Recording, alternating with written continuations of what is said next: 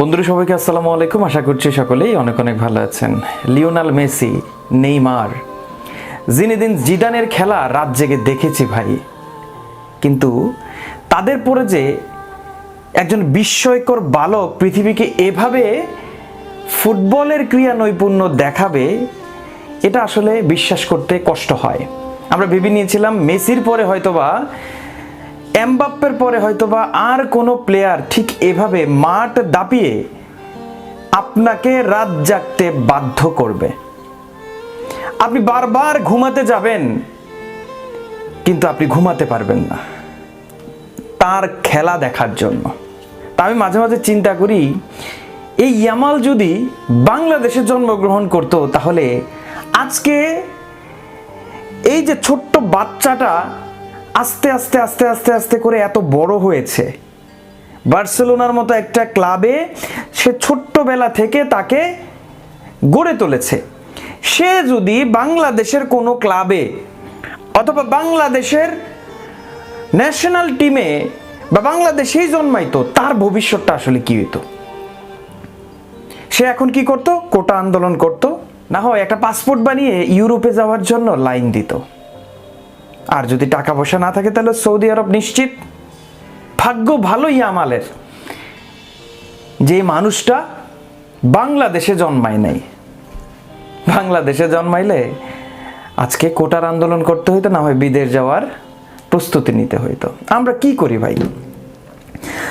Football পাগলা একটা বাংলাদেশ, যে বাংলাদেশের মানুষ গতকালকে রাত্রে ঘুমায় নাই, স্পেনের খেলা দেখেছে, আর্জেন্টিনার খেলা দেখেছে। যারা আর্জেন্টিনাকে পছন্দ করে না, ব্রাজিল পছন্দ করে, তারাও খেলা দেখেছে, কারণ তারা চেয়েছে আর্জেন্টিনা হারুক, কলম্বিয়া জিতে যাক। এবং যারা আর্জেন্টিনা পছন্দ করে, তারা চেয়েছে আর্জেন্টিনা জিতুক।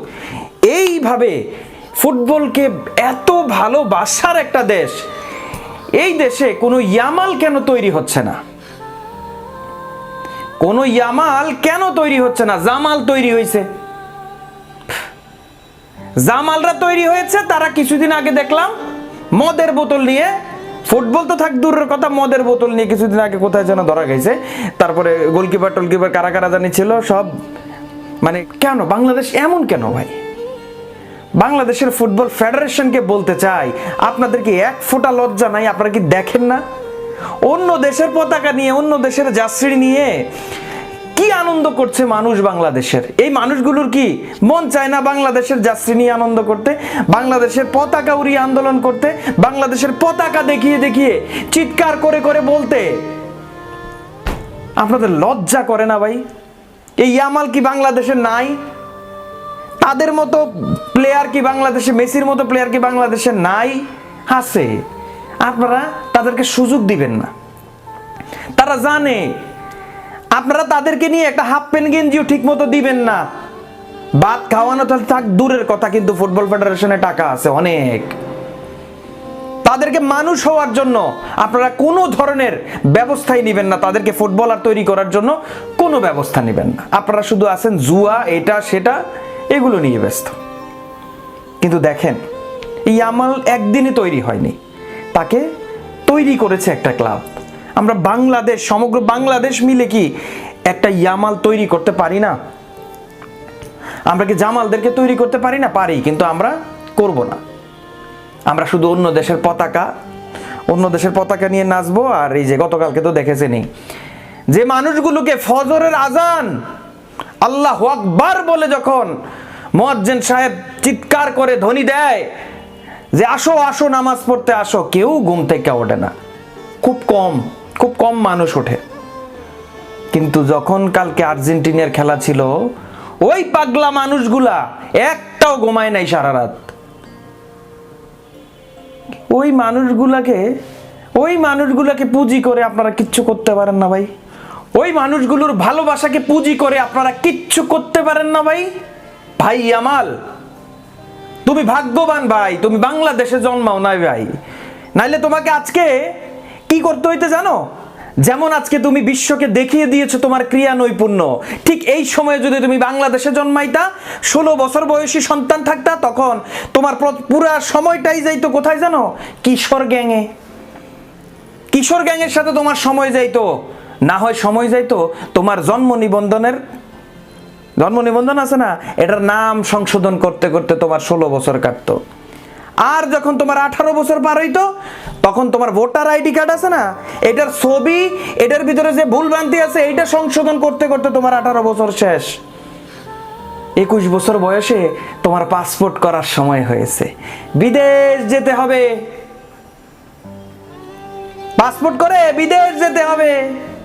ইউরোপে যাওয়ার জন্য জঙ্গলের সন্ধান করতে হতো, ইটালি যাওয়ার জন্য পানিতে সাগরে ট্রলারে করে ইটালিতে যাওয়ার জন্য তোমার প্রস্তুতি নিতে হতো। তুমি যদি বাংলাদেশে আজকে জন্মাইতা, যেই জিনিস 16 বছরে দেখাই দিছো, এই জিনিস আমাদের 16 বছরের বাচ্চারা ফ্রি ফায়ার খেলে।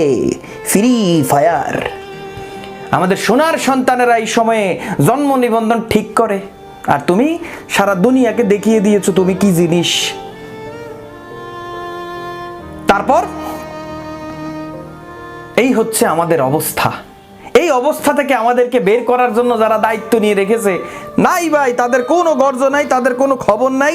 তারা কোন দুনিয়ায় বসবাস করে আল্লাহ মাবুদে ভালো জানে। তারা কি একটাবার দেখে না যে যেদিন আর্জেন্টিনার খেলা, যেদিন স্পেনের খেলা, ওই দিন আমি জানি না স্পেনের এত মানুষ অগমা ছিল কিনা, আর্জেন্টিনার এত মানুষ অগমা ছিল কিনা আমি জানি না, কিন্তু বাংলাদেশের প্রত্যেকটা মানুষ অগমা খেলা দেখবে।